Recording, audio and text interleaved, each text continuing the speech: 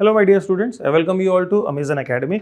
आज जो हम ट्रिक सीखने वाले हैं बच्चों, वो बहुत ज़्यादा इंपॉर्टेंट है और थर्मोडायनेमिक्स जो कि आप जानते हैं बहुत इंपॉर्टेंट है।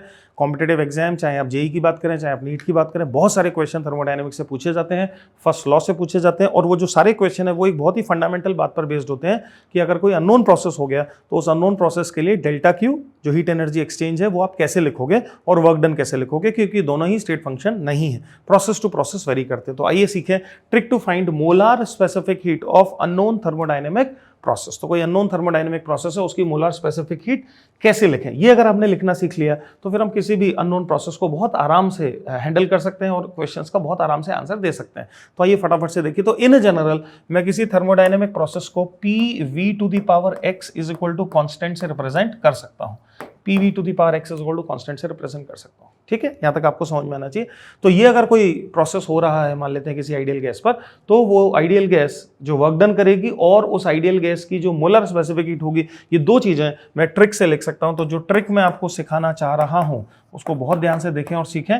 तो work done by the gas on the surrounding can be written as -nR delta T divided by x minus of 1। ये वर्क डन का जनरल एक्सप्रेशन है जो आप यूज कर सकते हैं for all cases except for x is equal to 1।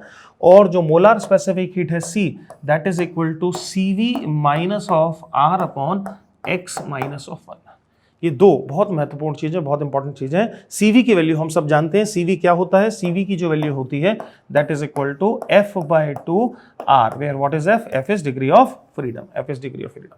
Hence ये दो बातें अगर आपको समझ में आ जाए तो फिर बहुत आराम से हम इसको सिंप्लीफाई कर सकते हैं, समझ सकते हैं। छोटा सा लॉजिक अगर दूं, ये मैंने कहां से लिखा है, कहां से निकाला है, तो बहुत आराम से आप इसको समझ सकते हैं। पहले आपको ये वर्क डन का एक्सप्रेशन समझना होगा। मैं उम्मीद करता हूं कि सब लोग एडियाबैटिक प्रोसेस में वर्क डन का फॉर्मूला जानते होंगे। तो अगर अपन एडियाबैटिक प्रोसेस की बात करें, एडियाबैटिक प्रोसेस में हल्का सा अगर आपको इसका पीछे की कहानी समझा दूं तो और आसान हो जाता है, फिर ट्रिक को दिमाग में रखना भी इजी हो जाता है। तो एडियाबैटिक प्रोसेस जिसकी इक्वेशन होती है क्या? PV to the power gamma is equal to constant, है ना। PV to the power gamma is equal to constant, ये इक्वेशन होती है। और अगर हम एडियाबैटिक प्रोसेस के लिए वर्क डन, गैस जो वर्क डन करेगी, अगर वो निकालें तो वर्क डन का जनरल एक्सप्रेशन होता है PdV, और इसको इंटीग्रेट करें किसी वॉल्यूम V1 से V2 तक, राइट। तो अगर मैं P का expression V to the power gamma रख के इंटीग्रेट करके इसको सिंप्लीफाई करूं तो फाइनली ये स्टैंडर्ड है, ये सबको आता है, फाइनली ये सिंप्लीफाई होके बन जाता है -nR delta T divided by gamma minus 1। ये एडियाबैटिक प्रोसेस के वर्क डन का रिजल्ट है, ठीक है जी, जो कि आपको आता है।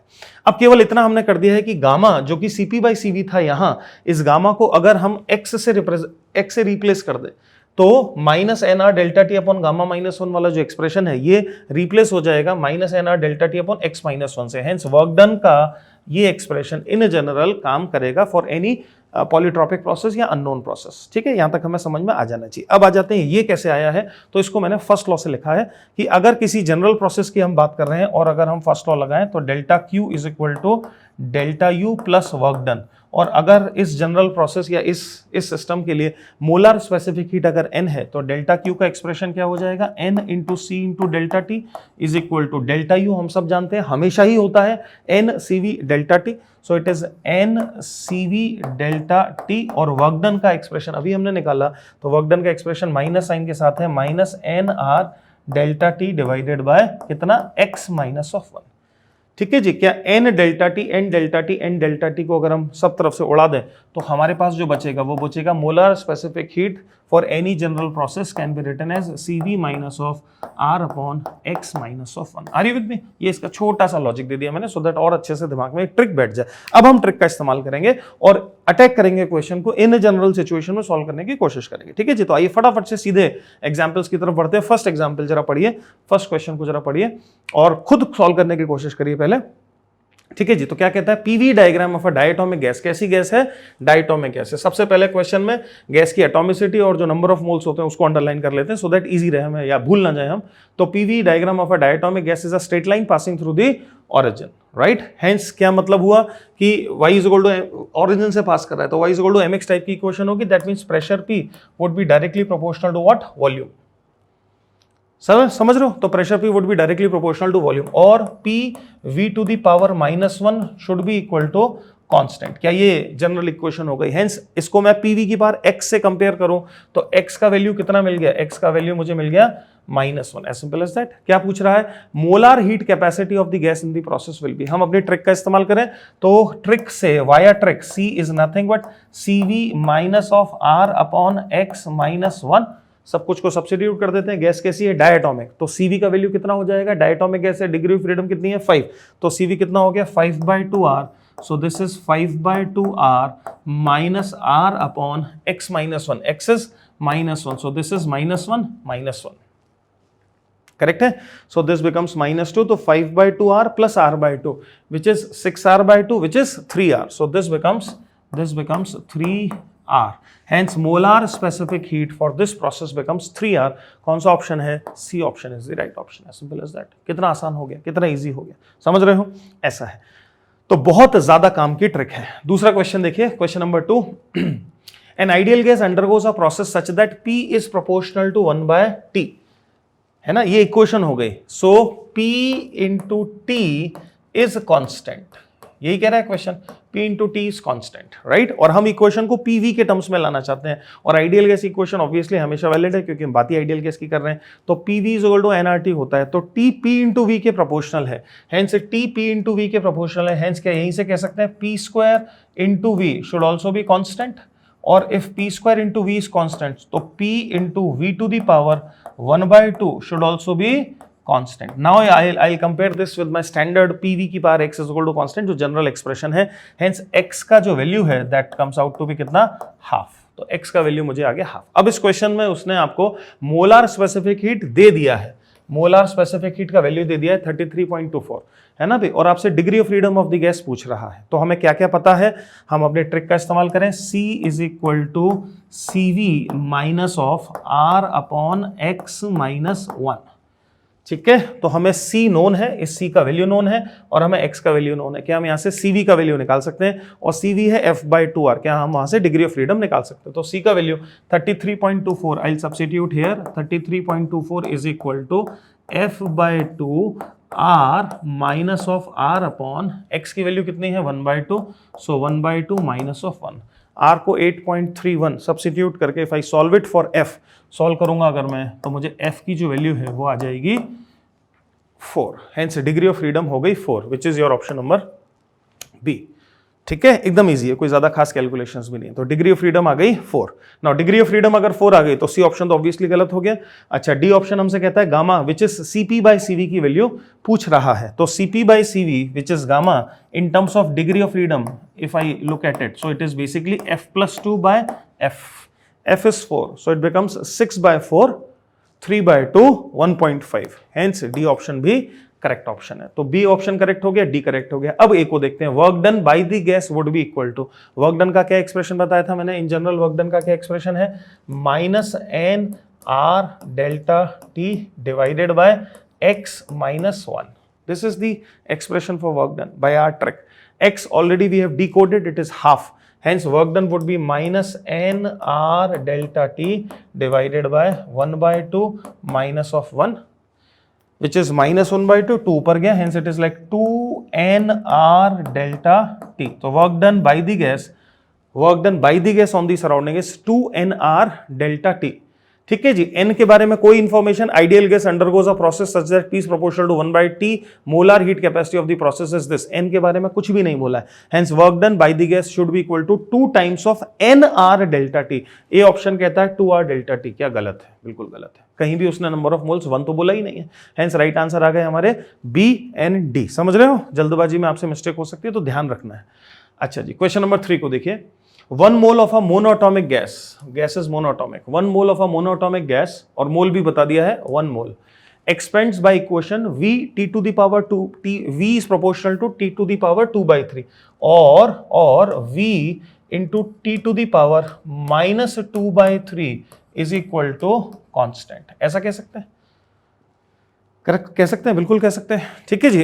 अच्छा जी, क्या इसको ऐसा भी कह सकते हैं? V to the power of -3/2 into T is equal to constant and T is proportional to P into V, hence P into V मैं यहां ले आऊं तो P और V की power 1 minus of 3/2, 1 minus of 3/2 gives you कितना -1/2, hence p into v to the power of -1/2 is equal to constant. क्या ये क्वेश्चन बन गई?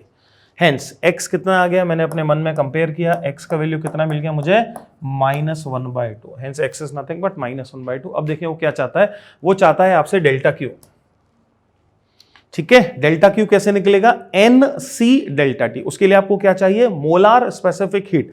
क्या x हमें नोन हो गया है और गैस की एटॉमिसिटी भी हमें पता है, क्या अब हम अपनी ट्रिक से गैस का मोलार स्पेसिफिक हीट C का वैल्यू निकाल सकते हैं क्या? तो C is equal to CV, gas है मोनोटॉमिक, तो CV कितना 3/2R, तो 3/2R minus of R upon x minus 1 which is -1/2 -1।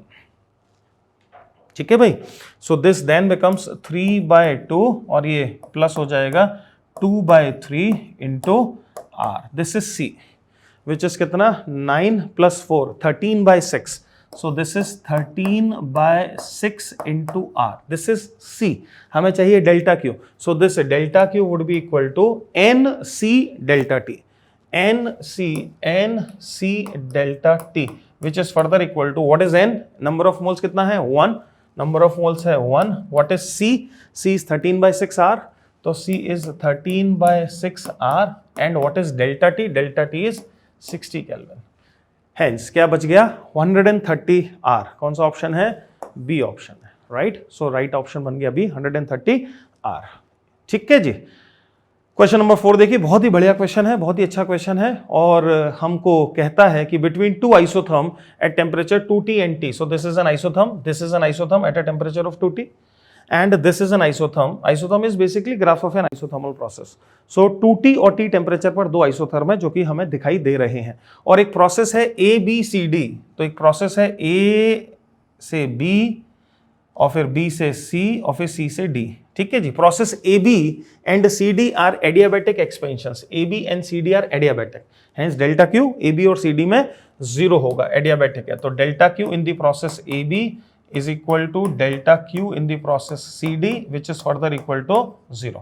Hence A, B, B, C, C, D तीन प्रोसेस हैं A, B, B, C, C, D, जिसमें से delta Q AB में 0 है, CD में 0 है, हेंस डेल्टा Q केवल BC में रहेगा, hence delta Q in the process BC की अगर हम बात करें तो BC कैसा प्रोसेस है, देखो आइसोबेरिक प्रोसेस है, खुद भी बताया उसने, it is basically an isobaric expansion, hence delta Q isobaric process है, क्या हो जाएगा NCP delta T, so it would be like N into CP into delta T. Fine. So it would be N into CP. CP क्या है, gas के बारे में क्या बोला, मोनोटॉमिक गैस है, गैस कैसा है भाई, मोनोटॉमिक गैस है, तो CP कितना हो गया 5/2R, so N into 5/2R into delta T, delta T is final temperature which is 2T minus initial temperature which is T, so delta T becomes T, so this is delta Q. Okay, हमें करना क्या है, question ने हमसे क्या पूछा है, question पूछ रहा है average molar specific heat for the overall process. Now how would you calculate the average molar specific heat for overall process, delta Q is NC delta T, obviously है ना। अब अगर मुझे एवरेज निकालना है पूरे प्रोसेस का, तो क्या C average molar specific heat average for the entire process should be equal to summation of delta Q for the entire process divided by N delta T, as simple as that. Summation delta Q for the entire process divided by N delta T. Now summation delta Q means delta Q AB plus delta Q BC plus delta Q CD.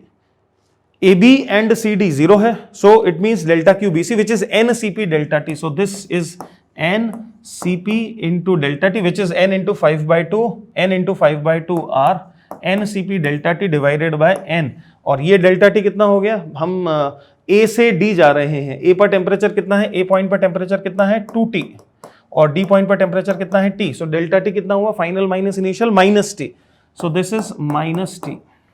NCP delta T का value था N into 5/2R into T, सो क्या बच गया minus 5/2R, so C average is nothing but minus 5/2 into R। कौन सा option है ऐसा option है डी ऑप्शन। तो क्वेश्चन नंबर 4 का जो राइट आंसर है that is D minus 5/2R। Are you with me? Okay जी, question number 5 which is the last question. देखो जरा, इस तरह की भी चीजें हमसे पूछ ली जाती हैं, तो ये जनरल ऑब्जर्वेशन पर बेस्ड है। Figure shows a process on a gas in which pressure and volume both changes. We can clearly see pressure and volume both are changes and both are changing and the gas is expanding, right? So volume is increasing, so gas is expanding. Molar heat capacity for this process is C, right? Now no relationship has been mentioned, कुछ भी नहीं दिया है, graph के बारे में कुछ बताया नहीं, केवल ग्राफ दिखाया है और मोलार स्पेसिफिक हीट प्रोसेस की C है और अब हमसे वो कई सारे ऑप्शंस पूछ रहा है कि C 0 है, C is equal to CV है, C is greater than CV, C is less than CV, right? So basically CV से कंपैरिजन करना है ना भी, CV से कंपैरिजन करना है तो delta Q would be equal to NC delta T obviously, and by first law delta Q is further equal to delta U which is NCV delta T plus work done. क्या मैं ऐसा कह सकता हूं कि अगर किसी प्रोसेस का वर्क डन पॉजिटिव है, अगर किसी प्रोसेस में वर्क डन पॉजिटिव है तो उस प्रोसेस के लिए C का वैल्यू CV से बड़ा होगा? देखो ध्यान से देखो, क्या हम ऐसा कह सकते हैं C is equal to CV plus work done divided by N delta T. C is equal to CV plus work done divided by N delta T. Hence work done divided by N delta T का जो sign है अगर ये positive आ गया तो क्या C का value CV से बड़ा हो जाएगा? अच्छा जी, जरा देखें इस क्वेश्चन में वर्क डन तो पॉजिटिव है ही है, वर्क डन तो पॉजिटिव है ही है और delta T temperature change, final temperature और इनिशियल टेम्परेचर की बात करें तो इनिशियल टेम्परेचर A पॉइंट पर और फाइनल टेम्परेचर मान लेते हैं B पॉइंट पर की अगर बात करें और PV is equal to nRT से समझने की कोशिश करें टेम्परेचर को तो A पॉइंट पर प्रेशर और वॉल्यूम का जो प्रोडक्ट है और B पॉइंट पर प्रेशर और वॉल्यूम का जो प्रोडक्ट है, क्या B पॉइंट पर प्रेशर वॉल्यूम का प्रोडक्ट A पॉइंट पर प्रेशर वॉल्यूम के प्रोडक्ट से ज्यादा है? ग्राफ से देख के पता चल रहा है. हेंस क्लियरली क्या temperature at B location is greater than temperature at A location, which clearly means as the gas goes from A to B, then delta T would be positive. So delta T is positive, work done is also positive, number of moles तो हमेशा number ही होता है, positive ही होते हैं. Hence क्या मैं conclude कर सकता हूं कि C का value must be greater than CV. C का value must be greater than CV. So C is greater than CV. Right option is C. अरे विद में तो कभी कभी मोलार स्पेसिफिक हीट पर इस तरह की भी चीजें बन सकती हैं तो वो केवल ऑब्जर्वेशन से हम उसको सिंप्लीफाई कर सकते हैं, देख सकते हैं. ठीक है बच्चों, तो मैं उम्मीद कर रहा हूं कि इस आज के ट्रिक से आपको बहुत ट्रिमेंडस फायदा होगा. एग्जाम में आपको कम से कम एक क्वेश्चन थर्मोडायनेमिक्स का 100% बनेगा ही बनेगा और इसको बहुत संभाल के रखना है और इसका इस्तेमाल करना है, यूज करना है. ठीक है जी, thank you very much, happy learning.